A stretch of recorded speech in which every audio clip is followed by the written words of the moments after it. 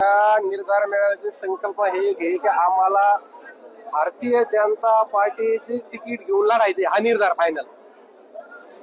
आणि तो निर्धार विधानसभेला लढायचंय हा निर्धार, आणि भारतीय जनता पार्टीचं तिकीटच घ्यायचंय हा निर्धार. 14 ते 19 असे 2 वेळेस आमदार इथं आहेत.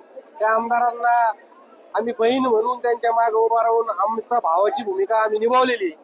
आता आम्ही त्या बहिणींना सुद्धा आवाहन करतो, आता आमच्या भावाच्या पाठीमागे उभा राहा, आणि आता ह्या वेळेस तुम्ही थांबा, कारण जनताची मूड तुमच्या बाबतीत क्लिअर नाही.